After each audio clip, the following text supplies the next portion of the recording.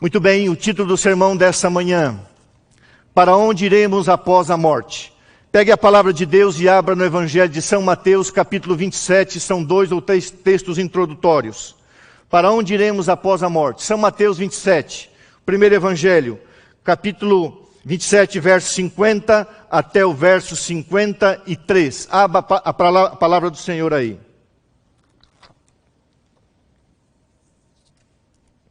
Acharam aí? São Mateus 27, 50 diz assim, referindo-se à morte de Jesus, para onde Jesus foi após a sua morte. Jesus ressuscitou. E Jesus, clamando outra vez com grande voz, entregou o Espírito, Ruach, o fôlego da vida, expirou a vida, foi entregue. E eis que o véu do santuário se rasgou em duas partes, de alto a baixo. Tremeu a terra, fenderam-se as rochas.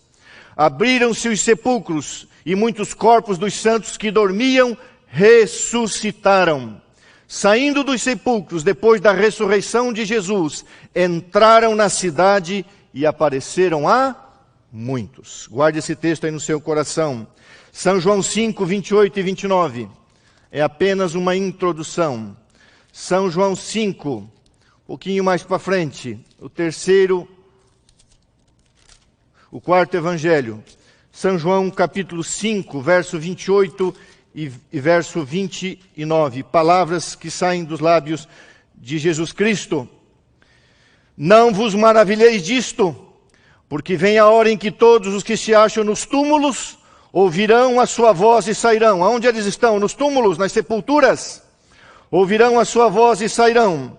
Os que tiverem feito bem para a ressurreição da vida, a primeira grande ressurreição, e após o milênio, os que tiverem praticado mal para a ressurreição do juízo.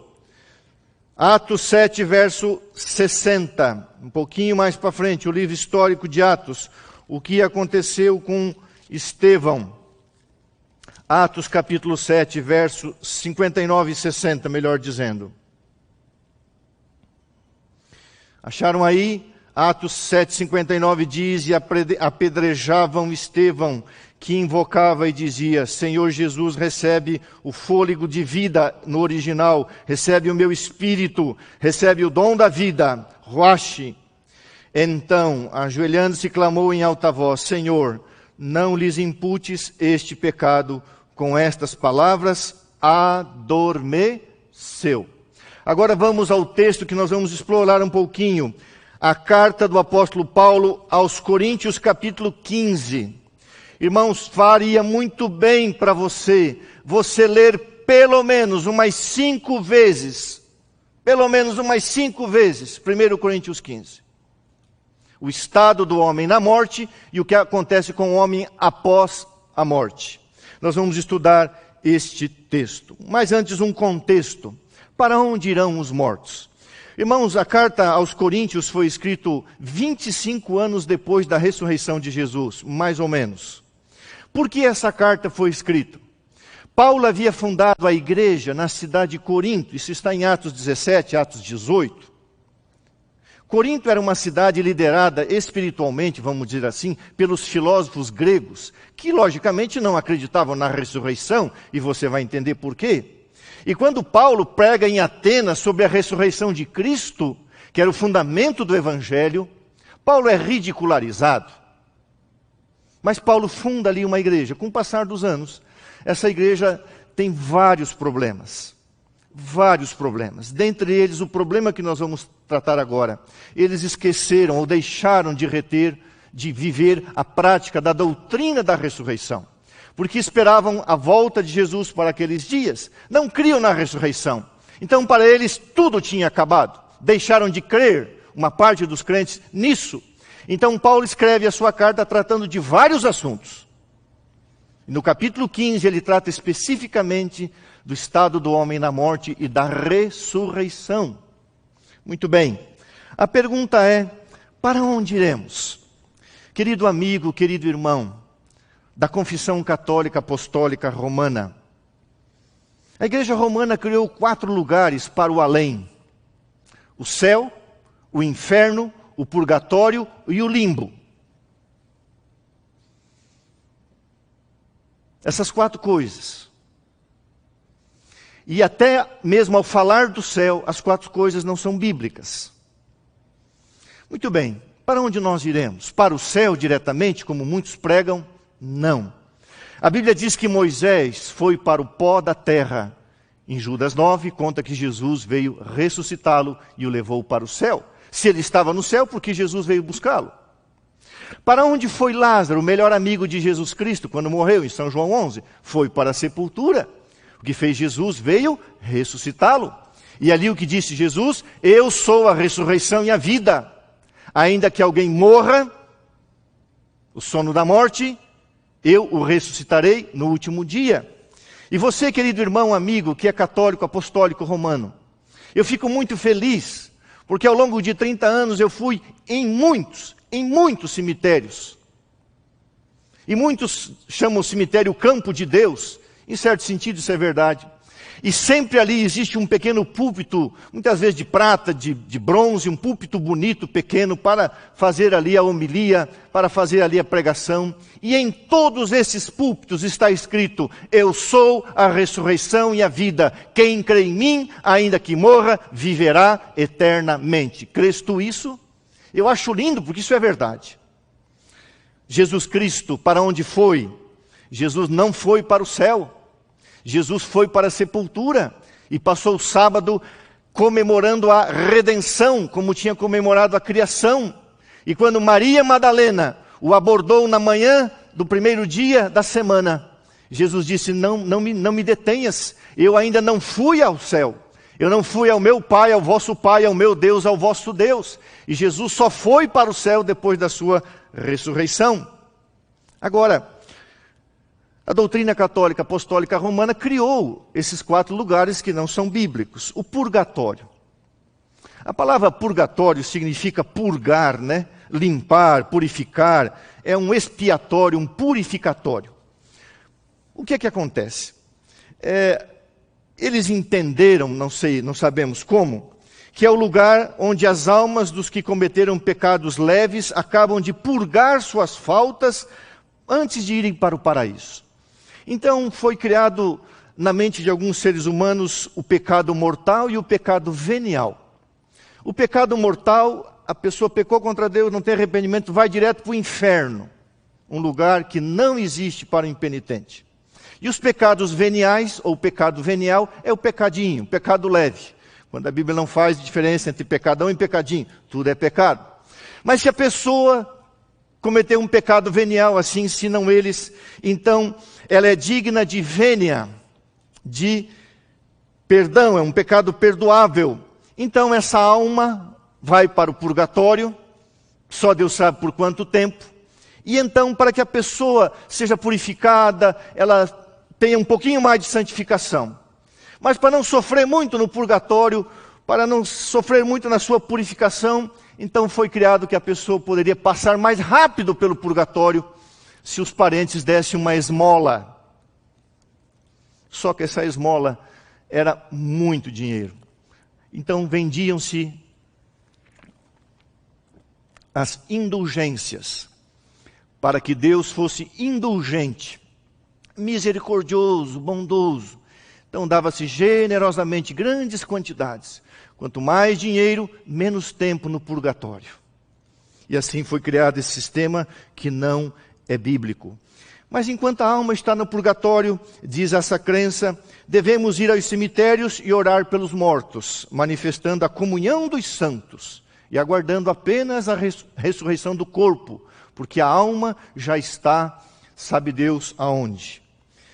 Indulgências, clemência, misericórdia, disposição para perdoar. Pessoa indulgente seria a absolvição de pena, também, se fosse bastante dinheiro, plenárias e parciais. Pagava-se para os queridos não sofrerem tanto no purgatório. Muito bem. Também havia o sofrimento de familiares que se penitenciavam por outros familiares que haviam morrido, oração pelos mortos, tantas coisas que não é o caso de a gente entrar nisso. E o outro lugar é o limbo. O limbus infantum. Tem o limbus platum também. Mas eu vou falar do limbus infantum. A palavra limbus no grego significa fronteira. especialmente para as criancinhas pagãs. O que é uma criança pagã? Nasceu um natimorto através de um aborto, não foi batizado, não foi feito aspersão sobre a cabeça. Então ela vai para o limbo. Isso não existe na Bíblia. E essas 4 áreas, esses 4 lugares, céu, inferno, purgatório e limbo, foi criado. Mas, irmãos, o que diz a Bíblia? A palavra de Deus, tanto no Antigo quanto no Novo Testamento, fala que todo ser humano vem do pó e volta para o pó. O pó volta ao pó. O que volta para Deus é o dom da vida, o fôlego da vida. O ruach. Muitas vezes a palavra alma, espírito, é a mesma palavra para vida. A Bíblia diz em Gênesis 2:7, Deus formou o homem de 2 elementos, o pó da terra, a matéria. O homem foi feito pó da terra. E Deus soprou no homem o fôlego da vida, o dom da vida, o poder da vida. O que volta para Deus? O poder da vida. O homem não tem uma alma, o homem é uma alma vivente. Quando o homem morre, o que volta para Deus? Volta o fôlego da vida. Não uma entidade consciente, não existe consciência após a morte. Então vamos lá. No hebraico, a palavra para o lugar dos mortos, eu peço um pouquinho de paciência, porque hoje é um sermão temático e eu preciso ser um pouco mais didático aqui. A palavra para sepultura, Sheol ou Seol, está em vários textos, você pode olhar um só, 2 Samuel 22, 5, 6. Ou a palavra grega, Hades, é o mundo dos mortos, o lugar dos mortos. É a mesma palavra para inferno. Querido irmão, querido amigo, não existe um lugar para o impenitente sofrer. Um Deus de amor não faz isso. Todos os que morrem neste mundo vão para a sepultura, vão para o Seol, vão para o Hades, ou seja, vão para a sepultura, vão para o inferno. Essa é a palavra, lugar dos mortos. Não existe lugar de sofrimento para o impenitente. Não é um lugar de punição para o impenitente. Então, guarde bem isso. Seol e Hades significa sepultura, lugar dos mortos, ou inferno, que é a mesma coisa. Por isso que lá em Apocalipse a Bíblia diz, Jesus tem as chaves da morte e do inferno, que é a mesma coisa. A morte é um inferno. O que significa a palavra morte? A palavra mot, ou mut em hebraico. É a mesma palavra, um paralelismo para Seol, lugar dos mortos. A ausência do fôlego de vida, é esse o significado da palavra. No Antigo Testamento, a morte significava a separação final de Deus por causa do pecado. A Bíblia diz que Adão pecou, em Adão a morte passou a todos os homens, porque todos pecaram. Romanos 5, verso 12. Todos nós que morremos vamos para o pó, para a sepultura ou para o inferno. Jamais um Deus de amor vai mandar um filho seu, por mais rebelde que tenha sido, a queimar eternamente. Quando a Bíblia diz que o fogo é eterno, são as consequências que são eternas. O que queima, queimou. Se você pega essa folha de papel e você queima, queimou. É cinza, eternamente queimada. Não tem mais como reconstituir isso aqui. Ainda a palavra Hades no grego significa, é o lugar onde não se vê, justamente o que fala Salomão. E os nossos queridos apóstolos de Jesus Cristo sempre falaram da morte como um sono. É o que nós vamos estudar. Agora, nessa longa introdução, qual é o significado? Isso aqui é muito lindo para você guardar, para você compartilhar esse sermão com alguém que não conhece a doutrina da ressurreição. Qual é o significado da palavra cemitério? Guarde bem isso. Esse nome, cemitério, sabe quem deu? O nome cemitério foi dado pelos primeiros cristãos aos terrenos aonde eles colocavam os mortos. Os primeiros cristãos deram nome à palavra cemitério. Por quê? Porque a palavra kimitirion em grego, que vem do verbo kimao, significa fazer deitar, colocar para dormir. Por isso os primeiros cristãos diziam: vamos ao quarto de dormir, vamos ao kimitirion, vamos ao kimal, fazer deitar, colocar para dormir. Vou repetir. Este nome foi dado pelos primeiros cristãos aos terrenos destinados aos mortos. Aí vem a nossa palavra latina, coemeterium. Eu já repeti isso aqui, eu gosto de falar isso. A palavra latina, derivada do grego, significa quarto de dormir ou dormitório. Irmãos, não é fantástico que as palavras de Deus, a palavra do Senhor, no seu original, fala exatamente do que é a doutrina? A pessoa morre, vai para o pó, para a sepultura, lugar dos mortos, chamado também de inferno, e Jesus tem as chaves, e Jesus a tirará deste lugar. Agora, qual o significado da palavra ressurreição? É importante você saber. A palavra ressurreição, anástasis, aparece 42 vezes no Novo Testamento. O que significa a palavra anástasis? Levantar dentre os mortos. Anástasis, é um intervalo entre duas coisas. Você vai entender esse intervalo entre duas coisas. E vem a sequência histemi, fazer ficar em pé ou estabelecer a pessoa no sentido de levantá-la. E no Antigo Testamento a palavra ressurreição, a palavra kon, significa levantamento. Querido irmão, querido amigo, por que isso é importante? Porque isso tem implicações não apenas doutrinárias e teológicas, mas é práticas e é parte essencial do Evangelho. Nós vamos entrar nisso agora. Isso é parte essencial do Evangelho e tem implicações práticas. E nós vamos agora entrar nessas questões. Muito bem. Da onde veio essa teoria,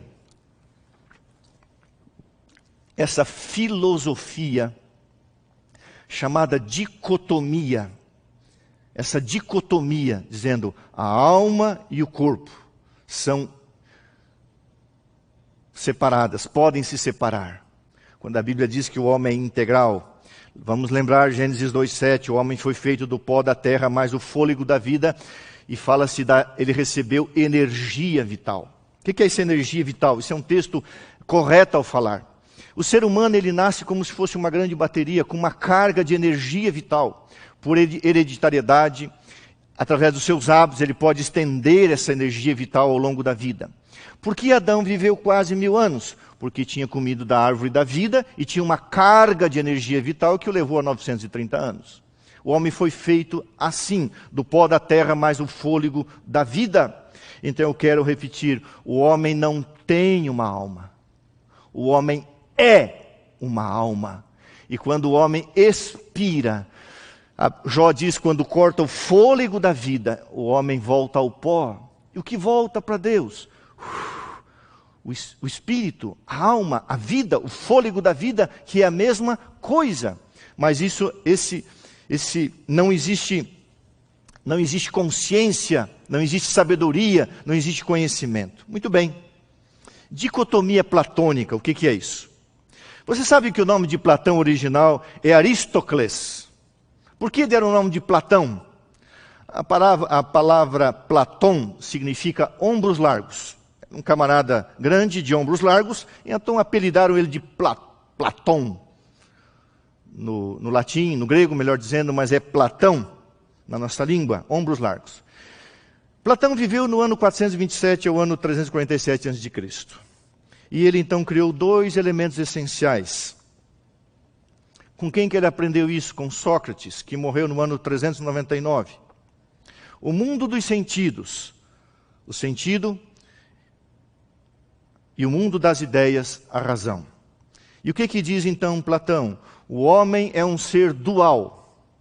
Temos um corpo que flui e está ligado ao mundo dos sentidos, mas também possuímos uma alma imortal que é a morada da razão. Filosofia grega, filosofia pagã, que ele recebeu do seu mestre Sócrates. Então Platão foi discípulo de Sócrates e após a morte de Sócrates, ele criou uma escola nos arredores de Atenas, num bosque que levava o nome do herói grego chamado Academo. Então Platão criou uma escola chamada Academia. Toda a universidade, toda a academia vem daí, de um bosque ali nos arredores de Atenas. E então, no ano 354, no ano 430, um filósofo, um bispo, um escritor, um padre chamado Agostinho de Hipona, incorporou a filosofia platônica na teologia romana. A imortalidade da alma começou com Satanás dizendo para Eva, não morrerás. Foi desenvolvida ao longo de todos os séculos e introduziu-se na teologia romana através do padre Agostinho e depois Tomás de Aquino já no ano 1200. Quando Sócrates morreu em 399, o seu discípulo Platão escreveu, bom êxito, meu querido mestre, de mudança de residência, entendendo que a alma era imortal. Logicamente, Corinto era uma cidade grega e os gregos não acreditavam na ressurreição dos mortos. A maioria dos filósofos gregos considerava o corpo humano uma prisão e aceitava a morte de bom grado como libertação deste cativeiro.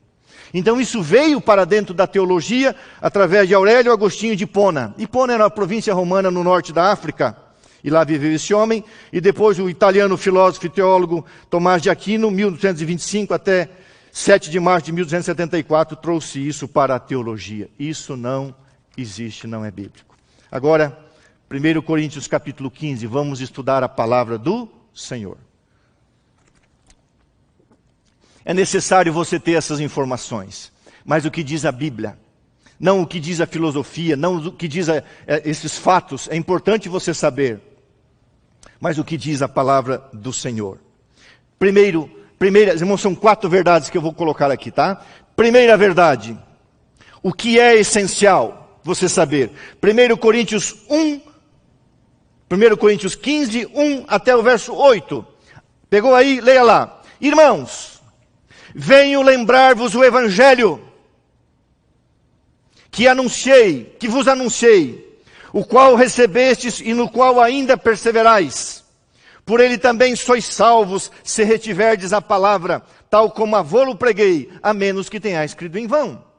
Antes de tudo, vos entreguei o que também recebi. Irmãos, a escritura que Paulo usava, que Jesus usava, que os apóstolos usavam, era o Antigo Testamento. E quando fala as escrituras, se refere ao Antigo Testamento. O que também vos entreguei, o que eu recebi, que Cristo morreu pelos nossos pecados, segundo a Escritura, as Escrituras, e que foi sepultado e ressuscitou ao 3º dia, segundo as Escrituras, e apareceu a Cefas, o nome aramaico para Pedro, e depois aos 12, depois foi visto também por mais de 500 irmãos de uma só vez, dos quais a maioria sobrevive até agora, porém alguns já dormem. Depois disso foi visto por Tiago, mais tarde por todos os apóstolos. Tiago era o irmão de Jesus por parte de pai, e afinal, depois de todos, foi visto também por mim, como um nascido fora do tempo. A expressão, como se eu fosse um aborto, um natimorto. Ele está se humilhando aqui, dizendo. Muito bem. Irmãos, você sabe qual foi o primeiro credo cristão?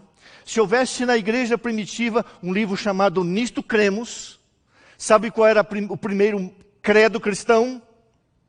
Cristo morreu, foi sepultado, ressuscitou e apareceu. Essa é a essência do Evangelho. Cristo morreu pelos nossos pecados, foi sepultado, ressuscitou e apareceu. Esse era o primeiro credo cristão, que todos repetiam. Esse era o Evangelho de Jesus Cristo e continua sendo o Evangelho de Jesus Cristo. Esses são os fatos históricos fundamentais nos quais o Evangelho se encontra amparado. Querido irmão, deixa eu perguntar uma coisa para você. Que esperança, que consolo, que alegria, que paz, que verdade existe se ao morrer eu perco a minha identidade ou me transformo num outro ser, num outro até objeto, num outro animal, sei lá o quê. Não, eu não perco a minha identidade. Deus me criou único, exclusivo, pelo seu amor e pela sua graça. E o centro do Evangelho após a cruz de Cristo foi: Jesus morreu, foi sepultado, ressuscitou e apareceu. Pronto. Depois foi assunto ao céu, intercede por nós e voltará em glória e majestade. É isso que Paulo está dizendo. Essa é a boa nova. Se você morreu em Cristo você acordará para a manhã gloriosa da vida imortal. Sábado passado, como já foi mencionado, a nossa igreja perdeu um dos heróis da fé, o pastor Robson Anacleto. Dormiu, foi para o quarto de dormir com 37 anos. Quer dizer que acabou tudo? Terminou tudo? Não, não. A sua amada esposa, Josi, a sua filhinha Rebeca, vão continuar vivendo aqui. E quando Jesus voltar, os anjos de Deus vão reunir o pastor, a esposa e a filhinha. Ele será glorificado na ressurreição. Se elas estiverem vivas, vivas serão glorificadas. A família será reunida pelos anjos. Então haverá colheita, o arrebatamento para a glória celestial. Ah, irmãos queridos, a Bíblia diz: a morte não separa o cristão de Cristo. Romanos 8, verso 38 diz: nada nos separará do amor de Deus, nem a morte. Salmo 116, 15, preciosa é aos olhos do Senhor a morte dos seus santos. Apocalipse 14, 13, bem-aventurados os que morrem no Senhor. Você pode acreditar, você pode crer num Deus, Jesus Cristo, que sabe o que é a morte, que sabe o que é a sepultura, toda a vida, Ele é a própria ressurreição. Ele sabe o que é um túmulo escuro. Ele sabe o que é querido chorando do lado de fora. Ele sabe o que é alguém procurando ir no lugar onde ele estava sepultado. Ali no lugar dos mortos. Ali no inferno. Dali ele ressuscitou. Você pode acreditar em Jesus Cristo. Aquele que é o Senhor de todas as coisas e tem poder sobre a morte. A morte é apenas um sono. Nós vamos falar disso. Ah, queridos irmãos e amigos, disse Jesus: eu sou a ressurreição e a vida. Quem crê em mim, ainda que morra, viverá. E todo o que vive e crê em mim, não morrerá eternamente. Crês isso? Você crê nisso? Então não esqueça. A essência do Evangelho é: Jesus veio a este mundo, morreu, foi sepultado, ressuscitou, apareceu.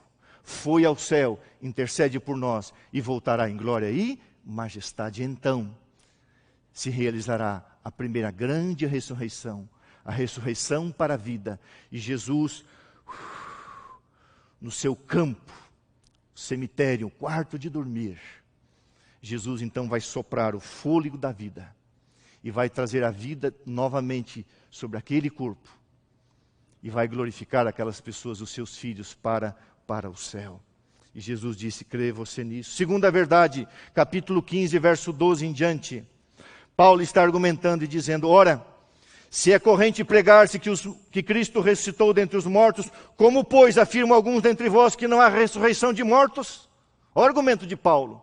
Se Jesus ressuscitou, como vocês podem pregar que não há ressurreição? E se não há ressurreição de mortos, então Cristo não ressuscitou. E se Cristo não ressuscitou, é vã a nossa pregação, é vã a vossa fé. A minha pregação e a vossa fé é vã.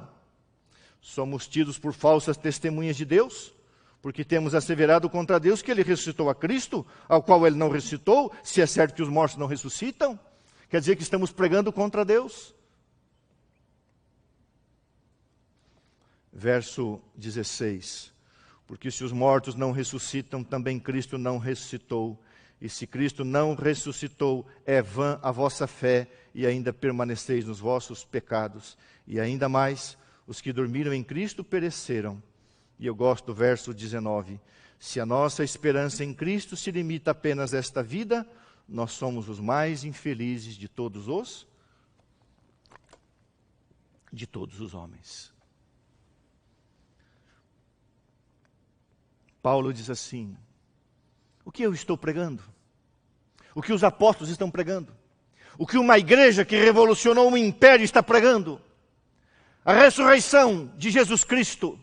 Se isso não é verdade, os mortos não ressuscitam. Se Jesus não ressuscitou, não há esperança. A minha pregação é vã. A vossa crença é vã. A vossa fé é vã. Irmãos queridos, Jesus não podia ficar sob o poder da morte, pois ele não pecou. Sem a ressurreição não existe evangelho. É uma fé vazia. A palavra vã é kenos em grego. Sem conteúdo. Uma pregação mentirosa, vã. Uma esperança infeliz e perecível. E Paulo diz assim, e eu posso também me incorporar: não tenho razão para crer, não tenho razão para pregar. Depois Paulo vai dizer assim: por que eu sofro? Morro cada dia no meu corpo, dando o meu sangue, me queimando, me desgastando no Evangelho, por causa da ressurreição de Jesus Cristo. Não tenho razão para pregar, diz Paulo. Não existe Evangelho, diz ele. Não existe glória futura. Mas graças a Deus que existe, porque Jesus ressuscitou, e todos aqueles que morreram em Cristo ressuscitarão outra vez. Eu não sei o nome, nunca nem a minha mãe soube, mas eu estou nesse púlpito por causa de um homem que na década de 1932, com uma bicicleta, visitou um hotel na cidade de Mafra, Santa Catarina. A minha mãe perdeu a sua mãe com apenas 25 dias de vida. Ela ficou órfã. E a sua vozinha a criou. E a sua vozinha, a minha bisavó, que dormiu em Jesus. E a minha avó também, a mãe da minha mãe, que ela não conheceu. A minha vozinha, que tinha um hotel, um pequeno hotel, recebeu a visita de um colportor, um vendedor de livros cristãos. E a minha bisavó, a avó da minha mãe, falava o alemão. A minha mãe falava o alemão quando era pequena, apesar de ser de origem polonesa. Vendeu um Vida de Jesus em alemão. A minha bisavó, a minha avó e a minha mãe foram criadas num lar cristão adventista do sétimo dia. E a minha bisavó e a minha vozinha morreram na esperança da ressurreição. Um dia eu quero conhecer esse colportor, porque eu recebi o evangelho dos lábios da minha mãe, que recebeu da sua avó, e a sua avó de um colportor. Eu quero conhecer a minha bisavó, a minha avó. Não conheci o meu avô paterno, mas eu lembro da minha avó paterna, a avó Alice. Vi ela uma vez. Ela tinha problemas de saúde mental. E mesmo doente mental, a minha querida avó carregava um inário adventista. E enquanto ela pôde, ela cantava, mesmo não tendo total saúde mental. E eu lembro quando eu tinha 14 anos, 13, 14 anos, meu pai me levou para conhecer a minha avó, porque o meu avô morreu antes. A minha imagem é a minha avózinha deitada numa cama, virada para a parede, dormindo. Mas no colo dela, deitada ao lado, estava o inário aberto, porque ela estivera cantando. E o pai disse: não vamos incomodar a avó.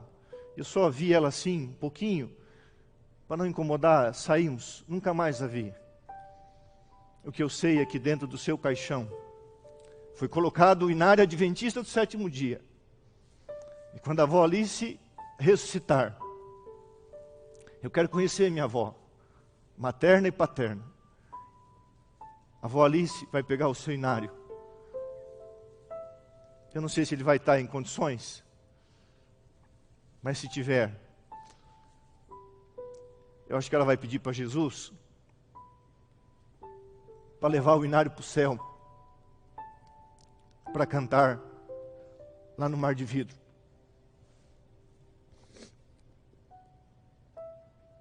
Eu nunca perdi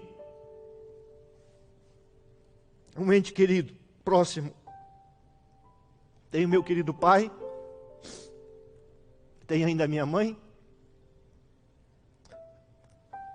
Mas se eu falo para você que perdeu um ente querido, que morreu nesse mundo injusto de uma forma injusta, mas morreu em Cristo, ou talvez você não tenha certeza, confie na justiça, na misericórdia e no amor de Deus. Um dia você vai ver o teu pai, querido irmão. Um dia você vai ver a tua mãe, querida irmã. Os teus amigos. As pessoas que cruzaram a tua vida. E se não há ressurreição, tudo é vão. Não existe evangelho, não existe boas novas, não existe vida eterna. Não existe nada. Por que eu vou estar aqui no púlpito, gritando, me desgastando? Por que eu passo a semana inteira lendo, visitando, orando com as pessoas, junto com os meus queridos colegas e a igreja, ajudando os pobres e os necessitados? Eu não faço trabalho sozinho, a igreja que faz o trabalho. Por quê? Porque nós cremos na volta de Jesus. E se um dia eu perder o meu pai, que eu tive a alegria de rebatizá-lo, e a minha mãe, eu oro a Deus todos os dias, se eles dormirem, que eles durmam o sono dos justos, porque eles estão firmes na fé. Então Paulo diz assim: você pode confiar em Jesus Cristo, que sabe o que é uma sepultura, mas também sabe o que é a ressurreição. Sem a ressurreição não existe evangelho. Verso 20 ao verso 26, primeira verdade. O primeiro credo cristão. Cristo morreu, ressuscitou. Cristo morreu, foi sepultado, ressuscitou e apareceu. Pronto. Essa é a primeira verdade. A segunda verdade: sem a ressurreição não existe evangelho, porque a essência do evangelho é a vida. E quem tem o Filho tem a vida. Não existe glória futura sem ressurreição. Terceira verdade: Jesus, o morto principal. Leia comigo. Verso 20 até o verso 26. Diz assim: mas de fato, Cristo ressuscitou dentre os mortos, sendo ele as primícias dos que dormem, visto que a morte veio por um homem, também por um homem veio a ressurreição dos mortos. Porque assim como em Adão todos morrem, assim também todos serão vivificados em Cristo. Vivificação, uma nova vida. Cada um, porém, por sua própria ordem. Cristo, as primícias, depois dos que são de Cristo na sua vinda. E então virá o fim, quando ele entregar o reino ao Deus e Pai, quando houver destruído todo o principado, bem como toda potestade e poder. Porque convém que ele reine até que haja colocado todos os inimigos debaixo dos seus pés, e o último inimigo a ser destruído é a morte. Irmãos, tem um inimigo que Deus não perdoa, é a morte. Que Deus não aceita, é a morte. Outro inimigo que passou para além do perdão. A morte, lógico, é uma situação, não é um ser, mas é o diabo, causador da morte. O diabo é o Razatã, a palavra adversário, além do perdão, os anjos maus, que trouxeram a morte. Deus odeia a morte. É um inimigo que Deus não aceita, que Deus não perdoa. É inaceitável perante Deus, porque Deus é vida. Agora, olha que coisa linda. A Bíblia diz que Jesus é as primícias. O que acontecia? A Páscoa se realizava no dia 14 do mês de Nissan, ou mês de Abib. Jesus morreu no dia 14, no mês de Abib, no dia da Páscoa, na sexta-feira.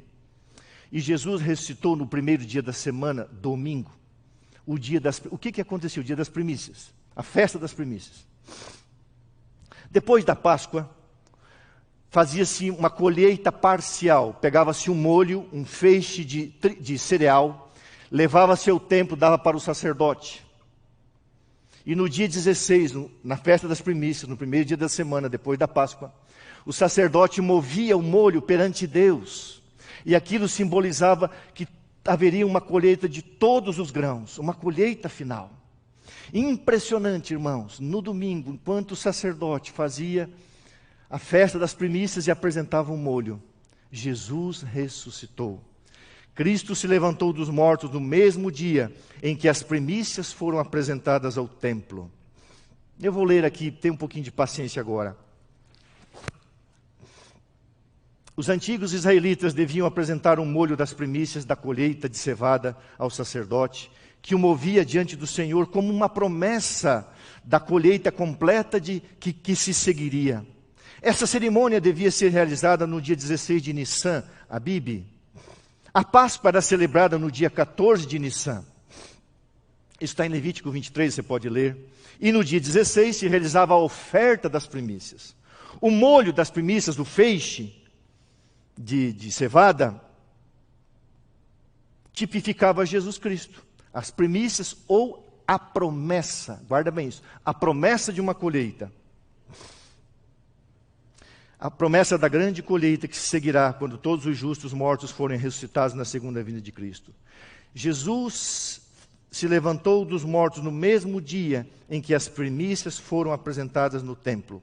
Assim como as primícias eram uma promessa e uma certeza da reunião de toda a colheita, também a ressurreição de Cristo é uma promessa de que todos os que confiam nele serão ressuscitados dos mortos. Jesus é a primícia. Queridos irmãos, guarde bem isso. Coisa linda. Jesus é o primeiro fruto da sua própria cruz. Não que ele foi salvo na cruz, mas o primeiro ressurreto após a cruz foi Jesus Cristo. E Jesus Cristo é o penhor. A palavra grega é rabon, a garantia, a promessa, a certeza, o pacto, a aliança, o acordo de Deus. Assim como Cristo ressuscitou, o feixe, o molho, movido, todos ressuscitarão com ele em glória e majestade. Cristo, o primeiro fruto, a garantia. Ninguém, agora guarde isso, irmãos, ninguém da primeira ressurreição se perderá, mas ninguém da segunda ressurreição se salvará. Agora olhe para a Bíblia. Moisés morreu e ressuscitou. A filha da viúva, a ressurreição da filha de Jairo, São Marcos 5,39. A ressurreição do filho da viúva de Naim, Lucas 7, 13 a 15. E a ressurreição de Lázaro, São João 11, 43 e 44. Cristo é a certeza, Cristo é a promessa, Cristo é a segurança da ressurreição, porque Ele ressuscitou. Todos os seus filhos ressuscitarão. E a última e quarta verdade, olha lá, 1 Coríntios 15, verso 50 até o verso 57, leia comigo. Isto afirma, irmãos, que a carne e o sangue não podem herdar o reino de Deus, nem a corrupção herdar a incorrupção. Eis que vos digo um mistério. Irmãos, no Novo Testamento é um mistério que Deus quer revelar. E quando a pessoa aceita a revelação, aceita o mistério, passa a ser revelação. Então, a palavra mistério no Novo Testamento é um segredo revelado por Deus. Isso afirma, irmãos, que a carne e o sangue não podem herdar o reino de Deus, nem a corrupção herdar a incorrupção. Verso 51. Eis que vos digo um mistério, algo revelado. Nem todos dormiremos, mas transformados seremos todos. Num momento, num abrir e fechar de olhos.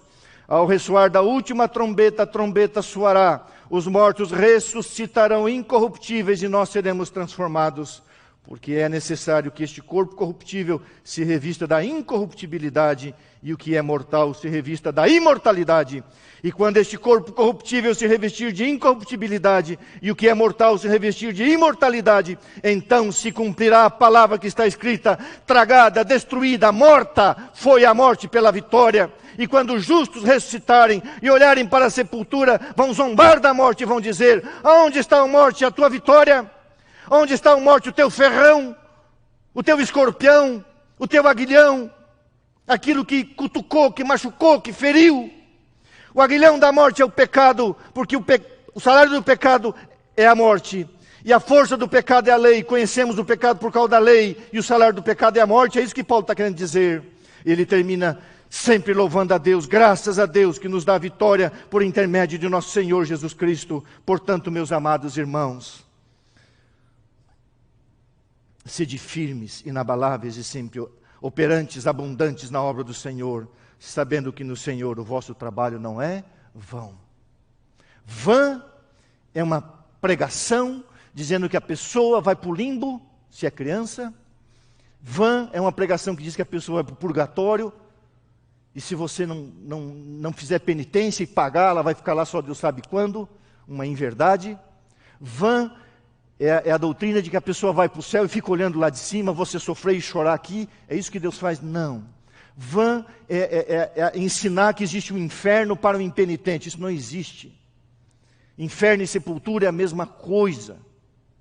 Por isso que Jesus em Apocalipse diz: eu tenho as chaves da morte e do inferno, as chaves da sepultura, porque Ele é o dono da vida. Então a quarta verdade, o dom final, a última bênção, o último dom, a ressurreição. Jesus morreu pelos nossos pecados e ressuscitou por causa da nossa justificação. Diz Paulo em Romanos 4, 25, 1 Coríntios 10, 9. Por que deveria haver problema com a ressurreição de um corpo a partir do antigo que se desfez? Irmãos, Paulo faz uma comparação entre a semente e o corpo. Você joga uma semente na terra, ela apodrece, ela desaparece. Mas daquela semente nasce uma haste, uma espiga e grãos. Logicamente, a vida não é reconstituída das mesmas partículas, mas nós não perdemos a nossa identidade. Quem eu sou, pela graça de Deus, eu sempre serei, mas num corpo glorificado. A semente morre. Os corpos na terra são sementes lançadas que produzirão uma colheita, diz o comentário bíblico adventista. Por quê? Que Apocalipse 14, 14 e 16 diz assim: e os anjos vão descer, e Jesus vai dar ordem dizendo: passai a foice e ceifai, fazei a colheita. Ele fala da colheita, porque cada corpo de santo jogado na terra é uma semente que voltará a ter vida, que brotará. Por isso que muitos acertadamente chamam o cemitério o campo de Deus. Cada corpo de um justo, cada corpo de um santo é uma semente, e essa semente voltará à vida através da ressurreição. Se a vida cristã, guarde essa frase, eu amei essa frase. Guarde essa frase, irmão. Eu vou falar mais devagar. Se a vida cristã é uma rua sem saída, então é melhor procurar outro caminho. Se a vida cristã termina numa sepultura, se a vida cristã é uma rua sem saída, procure outro caminho. Não. A vida cristã não é uma rua sem saída. A vida cristã pode ter um buraco, obstáculos, mas a vida continua. Jesus voltará e Ele ressuscitará. Quem morre, para onde vão os mortos? Quem morre vai para o pó. O que vai para Deus é o fôlego da vida. Ruach, traduzido por vida, espírito, alma, várias traduções, mas significa o poder da vida, o fôlego da vida, o vento, o poder que há na pessoa de Jesus Cristo. E o último dom, a última bênção, o dom final é a ressurreição. O fim da... Guarde outra frase. Eu vou repetir a primeira. Se a vida cristã é uma rua sem saída, então é melhor você procurar outro caminho. Agora, uma frase teológica. O fim da morte se dará com o fim do pecado. O fim da morte se dará com o fim do pecado. O nosso corpo. É claro que haverá semelhanças, mas no mesmo tempo diferenças. O novo corpo não é composto das mesmas partículas de matéria que formavam o antigo corpo. Contudo, diz a serva de Deus e a Bíblia, a identidade será preservada. Irmãos, 1 Tessalonicenses 5, 21 diz assim: julgai todas as coisas, retende o que é bom. Não pense que eu aqui quis julgar Agostinho de Hipona, Aurélio Agostinos de Hipona, por toda a sua vida, toda a sua obra. Deus conhece seu coração. E eu vou citar então duas frases que são bíblicas dele. A primeira diz assim: Deus não espera que submetamos nossa fé a Ele sem razão, mas os próprios limites da razão tornam a fé uma necessidade. Que pensamento bonito de Agostinho de Hipona. Deus não espera que submetamos nossa fé a Ele sem razão, Mas os próprios limites da razão tornam a fé uma necessidade. Nós não sabemos como tudo acontecerá, mas sabemos o que acontecerá. E ele mesmo disse, se você crê somente naquilo de que gosta no Evangelho, e rejeita de que não gosta, não é no Evangelho que você crê, mas sim em si mesmo.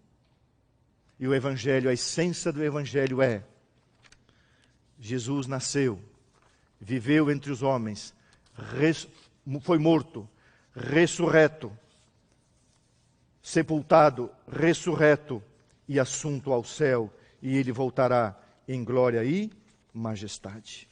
4 verdades que você deveria ler com bastante calma de 1 Coríntios capítulo 15. Primeira verdade, o mais antigo credo cristão, Cristo morreu, foi sepultado, ressuscitou e apareceu, ponto final. Segunda verdade, sem a ressurreição não existe evangelho. Terceira verdade, Cristo é a primícia, o principal, o primeiro, o molho movido, a garantia da colheita final. A quarta verdade, o último dom, a última bênção, a sua igreja, será um corpo glorificado. Nosso corpo mortal precisa receber essa última bênção, o toque da glorificação para a imortalidade. Só Deus é imortal, todavia a Bíblia diz que Deus dará imortalidade aos seus filhos, por ocasião do aparecimento do Senhor e Salvador Jesus Cristo, o qual não só destruiu a morte, como trouxe à luz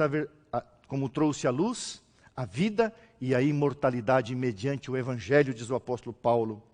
Nosso corpo será adaptado para a eternidade com a imortalidade. Essa frase é minha. Então, além das que eu li ali do Agostinho de Hipona e outros, essa aqui é minha. Nosso corpo será adaptado para a eternidade com a imortalidade. Deus nos criou para sermos imortais e em Jesus seremos imortalizados por ocasião da glorificação. A glorificação é a nossa adaptação para a eternidade. O nosso corpo será adaptado para a eternidade com a imortalidade. Corpo glorificado para a glória. Corpo glorificado para a glória. Corpo imortal para a imortalidade. Corpo imortal para viver a vida eterna. Em 2018, eu recebi uma chamada telefônica. Eu era secretário na Associação Paulista Sudoeste, uma chamada telefônica, pedindo que eu fosse até o hospital regional. Ali encontrei um casal muito querido, um casal de Deus, que moraram em Hortolândia, onde eu tinha sido pastor, e eu não lembrava deles direito, eram muitas pessoas, fui pastor ali no IASP apenas 3 anos. E eu fui até o hospital regional. Aquele casal de Deus, que eu espero que ouçam isso, adotou uma criança. E ensinaram aquela criança o caminho, a verdade e a vida. Pregaram Jesus para ela. E aquele garotinho, agora com 9 anos, aceitou Jesus, tinha consciência, se batizou. E eles mudaram de Hortolândia para uma chácara ali perto de Sorocaba. E num final de tarde, numa pequena chácara, a mãe foi recolher as galinhas e o filhinho foi cercar as galinhas. E uma cobra o mordeu. Ele foi levado às pressas para o hospital regional em Sorocaba. Infelizmente não haviam todas as doses para combater o veneno, o soro antiofídico. Foram buscar em Itu, foram buscar em Tapetininga, cidades próximas, a quantidade. E eu cheguei ali, aquele garotinho estava na UTI, entubado, inchado. Oramos com ele, com a família. E havia uma paz no coração daquela mãe. Lógico, dor, sofrimento. Mas ela disse, pastor, eu preguei o Evangelho e ele aceitou Jesus. Não mais do que 2 ou 3 dias, eu não lembro. A mãe me liga outra vez. Pastor, o meu filhinho dormiu. Vem ver ele. E eu fui outra vez. Não me sai da mente aquela imagem daquele garotinho em cima de uma mesa gelada, um ambiente refrigerado.